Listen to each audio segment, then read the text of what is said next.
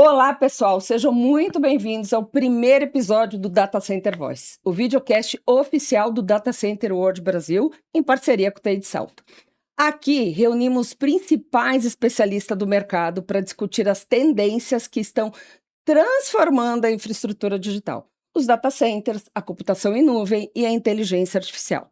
E hoje vamos falar sobre um dos assuntos mais estratégicos do momento: como a inteligência artificial está redefinindo a infraestrutura tecnológica das empresas. Afinal, para que a IA gere resultados, é preciso uma base robusta, preparada para líder com grandes volumes de dados, alto poder computacional e novos modelos de negócio. E para conversar sobre esse tema, é claro que a gente recebeu o Victor Arnold da Equinix, empresa referência global em infraestrutura digital, conectividade e data center. Victor, seja muito bem-vindo ao nosso primeiro episódio do Data Center Voice. A gente já é parceira de longa data, uma honra ter você aqui no primeiro episódio. Então, por favor. Eu sempre falo, né, Silvio, o convite seu não é um convite, é uma convocação. Ai, que honra ter você aqui. Então, nossa, agora fiquei feliz, gente. Olha isso, a responsabilidade. É uma honra estar aqui no primeiro episódio, representando a Equinix, que hoje é o maior player do mundo, né, de infraestrutura digital. Então vamos para as perguntas. Acho que é um assunto extremamente interessante. Se deixar, eu falo umas 4 horas. Opa, então, a gente não tem muito, mas a gente... Me controla. E já ficar o convite para todos, porque em outubro acontece o Data Center World Brasil, Boa. Então já estão todos Estaremos convocados. Estaremos lá. Victor, e para a gente começar, esse tema sobre inteligência artificial está em toda a roda de conversa quando a gente fala de tecnologia. E a gente percebe que a infraestrutura é um dos centros de decisão quando a gente fala sobre esse tema. O que você vê nessa mudança, dessa transformação dos data centers quando a gente pensa em data center e IA?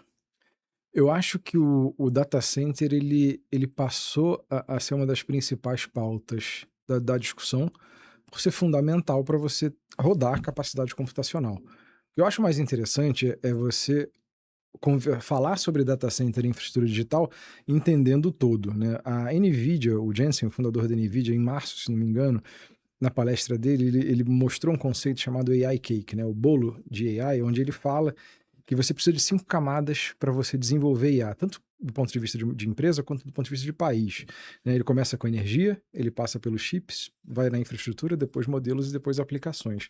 Se você for ver, o data center ele está na infraestrutura, ele está no meio, só que ele não funciona se ele não tiver energia, se ele não tiver os chips, e também você não tem IA se você não tiver os modelos rodando ali e se você não tiver as aplicações sendo desenvolvidas.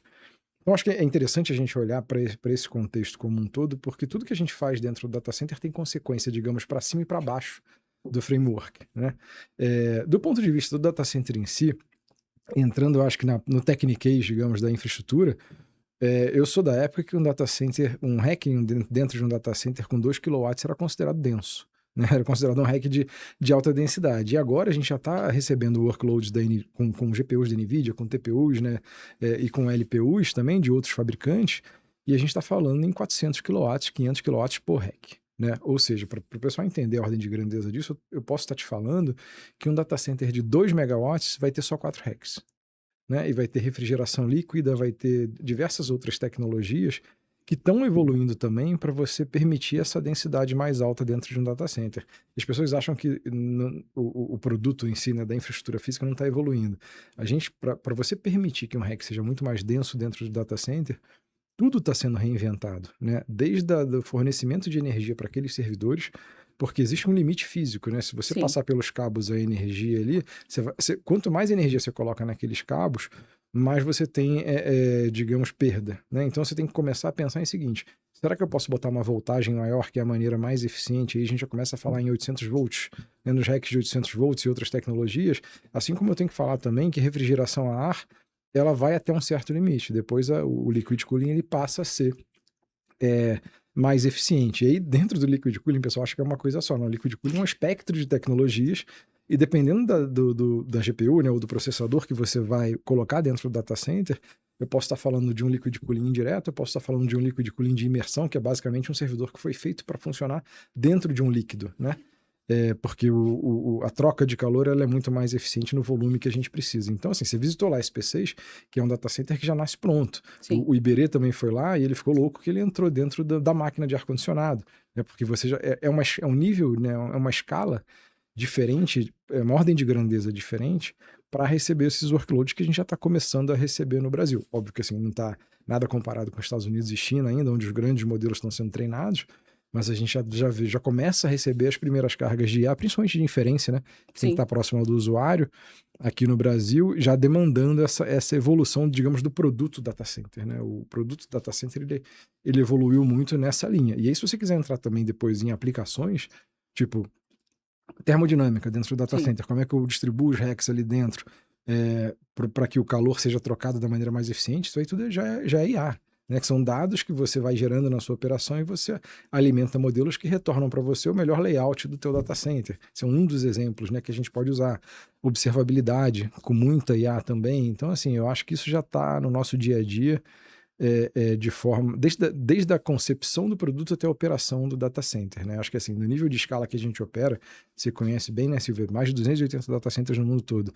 Se a gente não pensar nesse nível de automação, eu acho que a gente não vai para o próximo nível, né?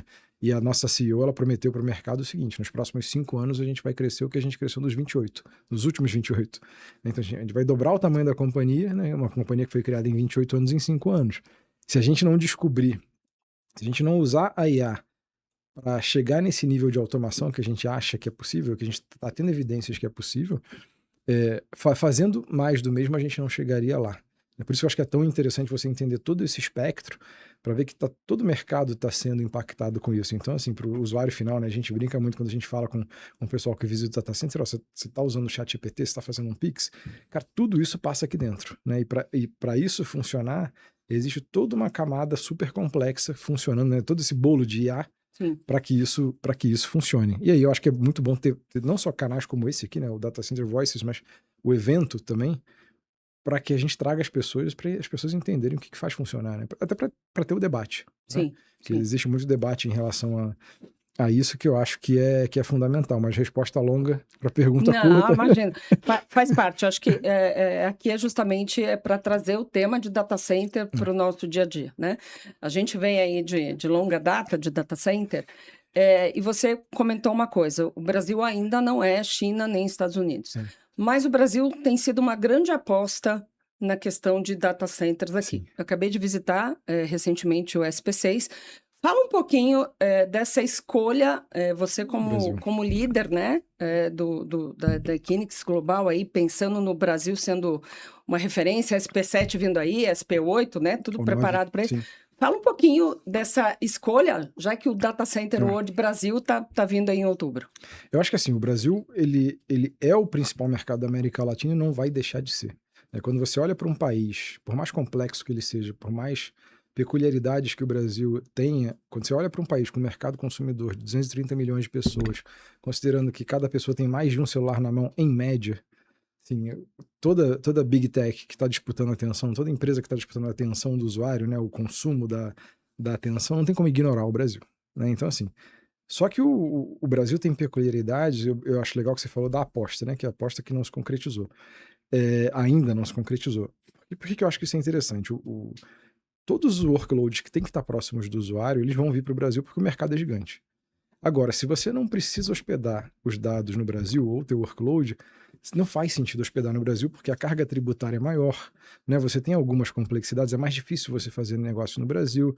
Então, assim, esse é o cenário atual. E até o Igor Marquezini, né, que era um dos assessores especiais do Ministério da Fazenda na época da criação do Redata, ele fez uma conta, uma estatística extremamente interessante, que ele falou: gente, vocês estão entendendo que 40% dos workloads das empresas brasileiras rodam no Brasil e 60% rodam fora justamente por causa dessa discrepância, né? Desse ambiente hostil para se fazer negócio que a gente criou aqui. E a ideia ali sempre foi: se eu crio um ambiente onde eu tiro essa tributação, as empresas conseguem importar o equipamento, eu consigo rodar o workload com uma equiparação de preço, tipo em Ashburn, né? Outros lugares, em outros países, o CIO e o CTO, eles vão rodar os workloads aqui no Brasil Porque o cara ele vai pensar, se eu estou pagando o mesmo preço e a latência é melhor, eu vou rodar aqui. Né? Só que não é essa situação que a gente tem hoje. Hoje você ainda tem workloads que você vai conseguir um preço mais barato para rodar fora do país. Né? Se você não tem questões regulatórias de soberania, dado tem que estar do Brasil, né? Todas aquelas coisas que a gente sabe que alguns setores são muito mais regulados que outros, você vai rodar fora do Brasil e só o que tiver que estar próximo do usuário tem que estar aqui. Quando você leva essa discussão para IA, o que isso quer dizer? Quer dizer o seguinte, inferência ela tem que estar próxima do usuário. Então, assim, as empresas vão pagar o preço para estar aqui. Mas, assim, vai ser de novo aquela questão que o mínimo possível vai estar aqui. Agora, você acha que alguém vai escolher o Brasil, se não precisar de latência, para treinar um grande modelo, considerando que em determinados tipos de servidor de inteligência artificial vão pagar 75% de imposto? Isso quebra qualquer modelo de negócio. A gente está falando de bilhões de reais, de dólares de investimento. Então, imagina, se você vai importar $1 bilhão de servidores para o Brasil para treinar um grande modelo, para rodar 100 megawatts, 200 megawatts, você vai pagar $750 milhões de imposto? Sendo que você pode rodar em outro país e o resultado vai ser o mesmo, e para atender o usuário você vai ter que ter um ambiente um pouco menor aqui para fazer a parte de inferência, que é o contato com o usuário, para dar a resposta rápida. Então, assim, esse é a discussão que a gente tem que ter, por isso que a gente está muito envolvido com o Brascom, com a BDC, na discussão do Redata. Ano passado a gente discutiu muito no evento também essa parte do Redata, mas também é importante as pessoas entenderem que, assim, não é que o Redata vai salvar o Brasil. O Redata é uma pecinha do Lego que a gente deveria pensar para construir um futuro onde a infraestrutura digital seria a nova revolução industrial do Brasil. Se a gente não considerar que o país tem uma oportunidade, né? Se você pegar o AI Cake, a gente tem uma oportunidade em energia. Talvez a gente tenha, assim, o Brasil tem uma das matrizes energéticas mais sustentáveis do mundo. A gente tem uma oportunidade na cadeia de chip. A gente tem uma oportunidade na infraestrutura. A gente tem uma oportunidade na parte de modelos e na parte de aplicação. Agora, para você desenvolver energia e transformar em infraestrutura, você tem que ter políticas para isso, tem que ter incentivos. Para você pegar minerais críticos e transformar isso em chip, você tem que ter política para isso. Para você pegar infraestrutura e transformar em modelo, né, modelos que vão ser usados globalmente, você tem que ter política para isso. Para você transformar um modelo em aplicação, é um outro set de política específico para isso. Então, assim, não existe resposta fácil. É uma discussão complexa que leva tempo, mas eu acho que às vezes as pessoas, por interesses até privados daquela coisa de fazer a empresa virar logo, né, para vender, para atrair investidor, falam, não, mas se o Redata vier, o Brasil vai virar o grande polo de IA. Não vai ser isso.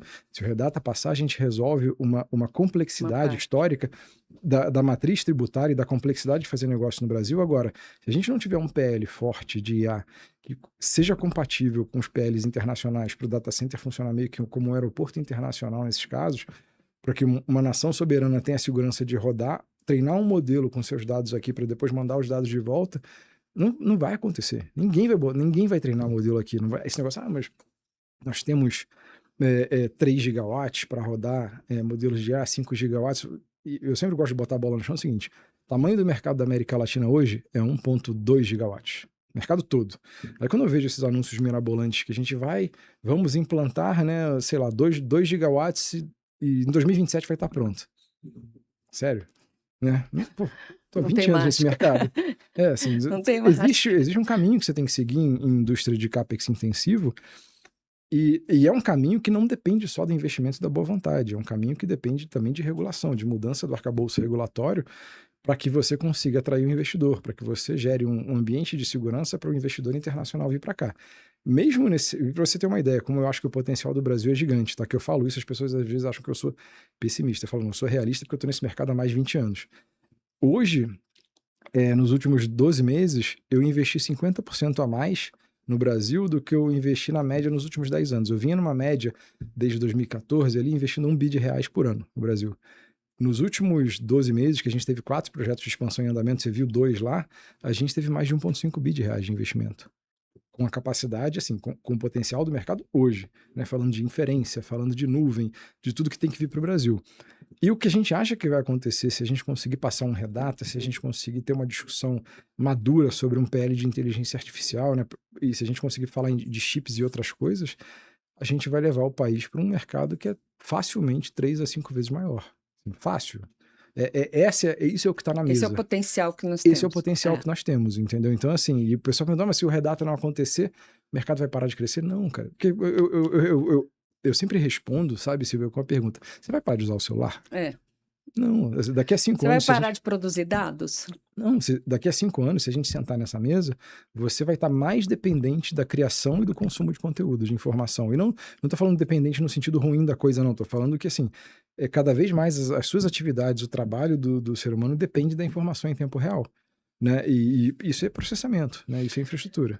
E pensando nisso, quais os critérios? A gente vê as empresas falando de IA, a gente vê as empresas apostando em IA, conhecendo, treinando modelos, desenvolvendo modelos. O que ela deve considerar? Eu sei que muitas vezes essa resposta começa com depende, mas o que ela deve considerar para escolher e hospedar os seus dados pensando nesse desenvolvimento com IA? Eu acho que é muito parecido.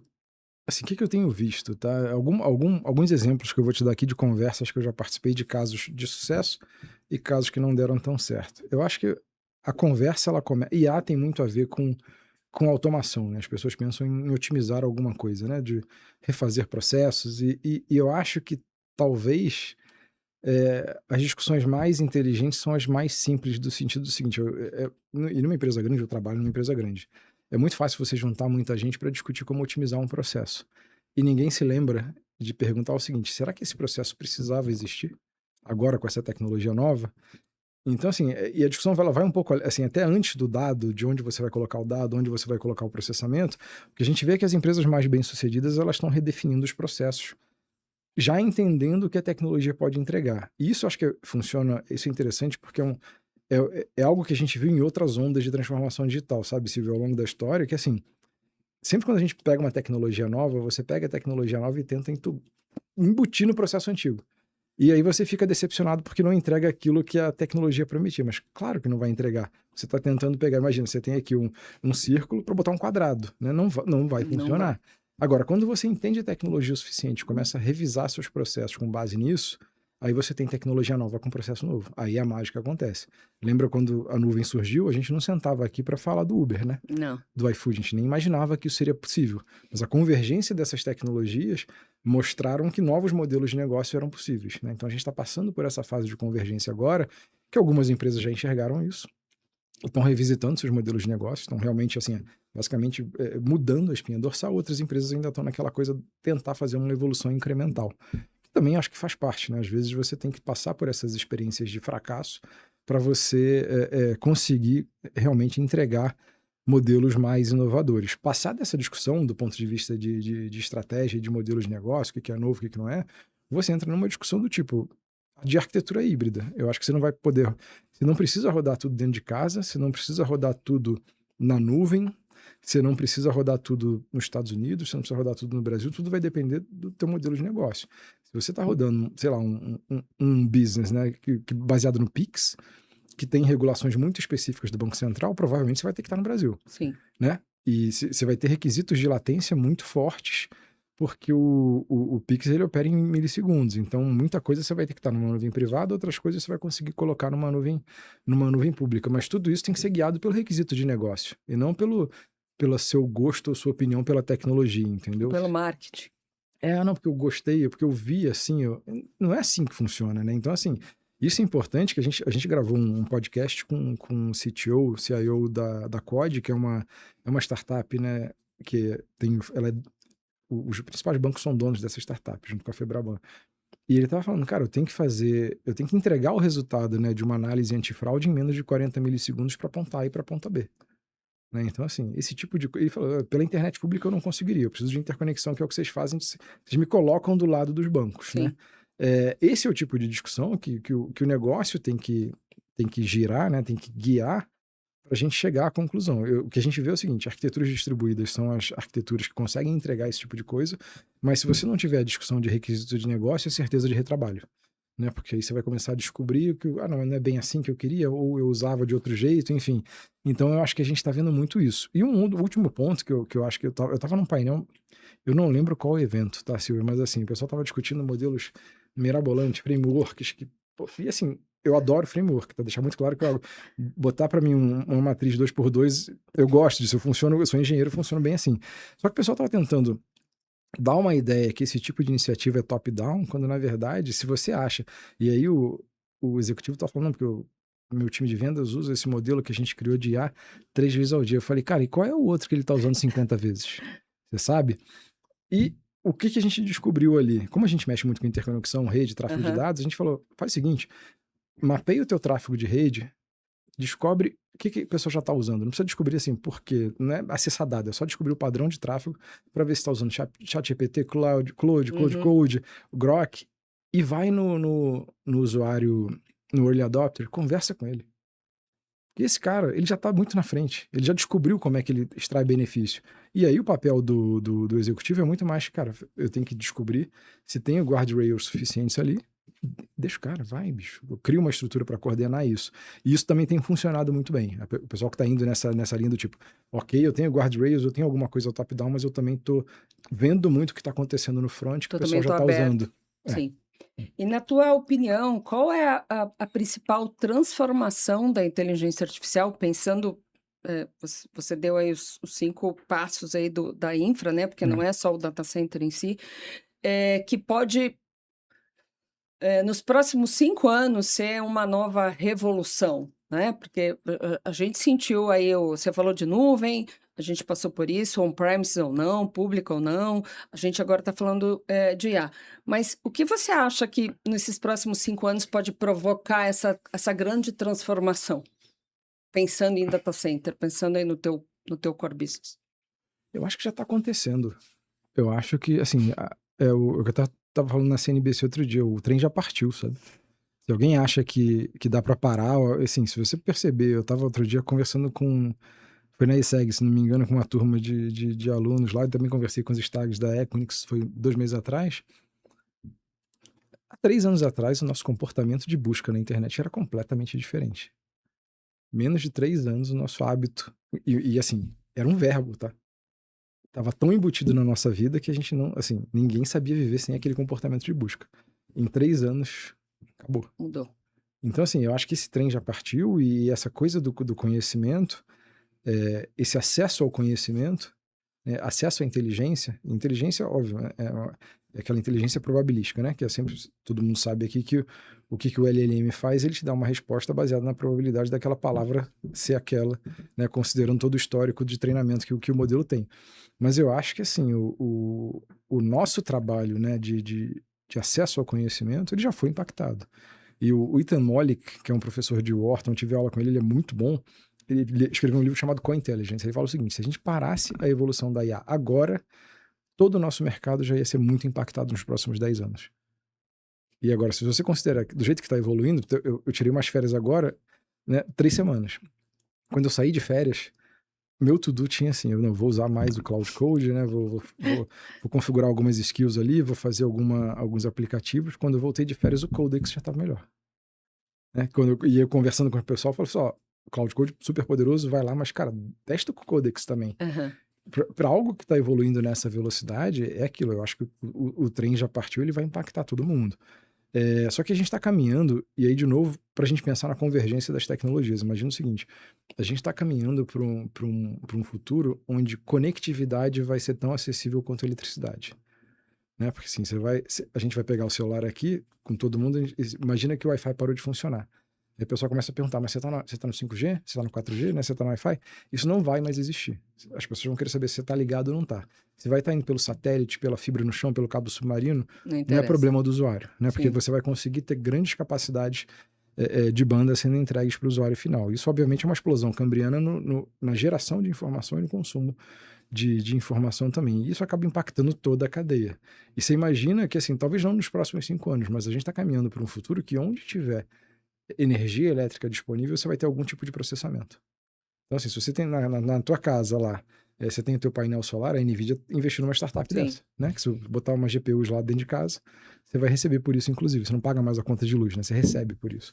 Então, acho que a gente está caminhando para um futuro onde o acesso à inteligência, o acesso ao workload, à computação e o acesso à conectividade vai ser tão ubíquo que a gente vai confundir isso com o acesso que a gente tem à eletricidade, entendeu?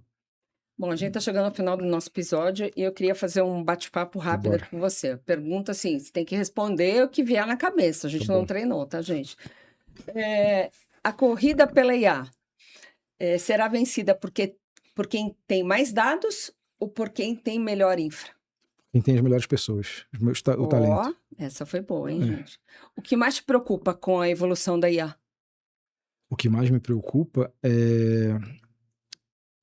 Essa eu vou dar uma resposta um pouco mais longa, mas tem motivo, tá? Imagina o seguinte, hoje a gente já trabalha, você viu isso muito bem lá com o TI de salto, Silvia, na diferença, no gap que existe entre as pessoas que têm acesso e as pessoas que não têm acesso. Quando você tem uma tecnologia como a IA que acelera a possibilidade de evolução, ela também acelera a diferença.